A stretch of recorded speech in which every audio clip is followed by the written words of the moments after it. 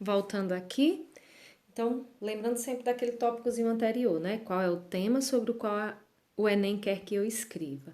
Mas vamos lá. Você começa a redação problematizando. Convence o leitor que a situação que está abordando é um problema. Mostra quais desafios temos para vencê-los e traz estratégias para os resolver. Então, veja só, aqui eu tenho a estrutura da minha redação.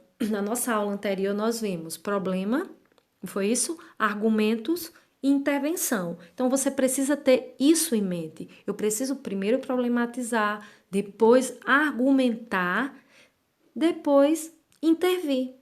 Qual é a intervenção? Lembrando sempre, quando eu falo intervir, eu não posso usar eu, tá? A intervenção não é minha, a ideia é minha. Mas eu não posso colocar minha ideia, minha intervenção, eu acredito, eu acho, só retomando isso, tá?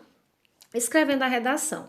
Primeiramente, só para garantir, escreva o tema e o problema no alto do papel que você estiver usando. Parece bobo, mas estar sempre passando os olhos por isso vai te ajudar a não fugir do tema. Em seguida, escreva pelo menos 2 motivos que expliquem por que a situação é um problema e 2 responsáveis por impedir que o problema seja resolvido. Resumão, o que cada parágrafo deve ter, né? Gente, eu vou bater sempre nessa tecla. Estrutura da redação, esquema da redação. Antes de começar seu texto, qualquer texto, faça um esquema. Não só mental, escreva em um lugarzinho, um esquema, primeiro parágrafo, segundo, terceiro, quarto, quinto. O que eu vou querer fazer? Se você não fizer esse esquema, você pode se perder pelo caminho, tá? Então não esqueçam, fazer sempre um esquema. Então vejam, problematize, faça alusão histórica, comparações, compare, né? Isso aconteceu em determinado tempo, está retomando, então sempre faça essas alusões e problematize. Primeiro. Segundo, por que a situação é um problema? Por que motivo, né? Por que ela é um problema? Tente descrever isso.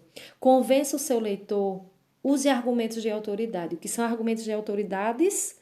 Argumentos que outras pessoas concordam ou discordam daquilo que você está expondo. Lembrando que, quando for uma citação direta, não é?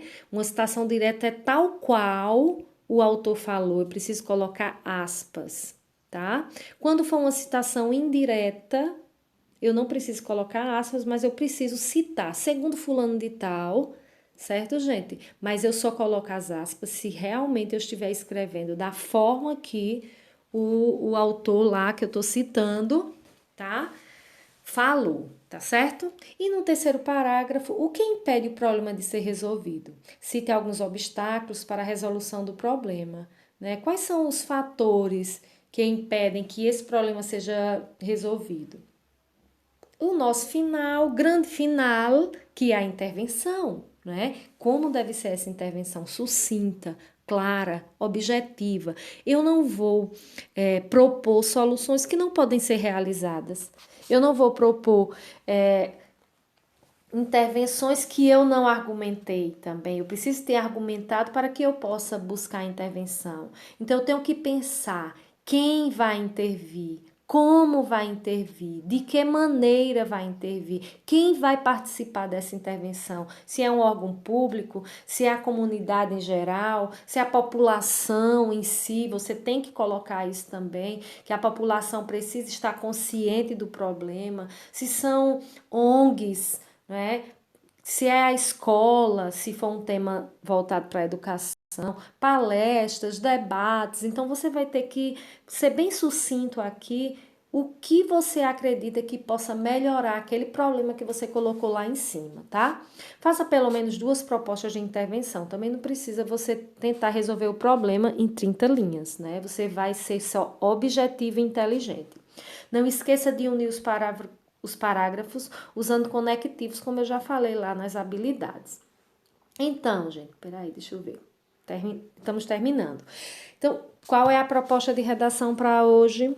O que é que eu quero que vocês façam, tá? Vocês irão fazer um texto dissertativo argumentativo, problematizando o seguinte tema: coronavírus. os impactos psicológicos da quarentena. Na atividade passada, eu pedi que vocês listassem intervenções, né, sugestões do que poderia ser feito na quarentena. Não foi assim? Inclusive, né, fiquei muito decepcionada que apenas 10 alunos fizeram a atividade. Tá anotadinho aqui, tá, gente? Não pense que eu não anotei, não. Quem enviou está anotado e registrado e ainda passado para o coordenador. Tá certo, gente? Mas vejam só, vamos aqui reafirmar o nosso compromisso, porque eu acredito que a redação nota 1000 não vai depender só da minha pessoinha aqui, tá? Vai depender de vocês também, que vocês possam ter esse compromisso, esse desejo, porque eu preciso querer para poder realizar. Então, se eu não quero realizar, se eu não busco realizar, não vai cair do céu, nem vai ter uma fórmula mágica que eu vou tirar uma redação nota 1000, tá bom? Então, nosso tema é esse: coronavírus. Os impactos psicológicos da quarentena. Então, podem pesquisar, fazer pesquisa via internet, livros, perguntar, tá? Então, eu quero um texto dissertativo argumentativo com essa temática. Então, o que é que eu quero que vocês falem, tá? Pensem aí, o que será que a professora Silma quer? Da mesma forma, quando vocês forem fazer a prova do Enem, o que o Enem quer que eu fale aqui desses impactos psicológicos da quarentena? Tá bom? Então, centrem, façam. Eu vou colocar o meu e-mail lá no grupo do WhatsApp e vocês irão enviar o texto, a foto do texto escrito e o texto digitado em formato de Word, tá? Para que eu possa fazer uma análise e corrigir. Quero escrito porque eu quero ver a quantidade de linhas que vocês escreveram, como organizaram os parágrafos, caligrafia e tudo mais.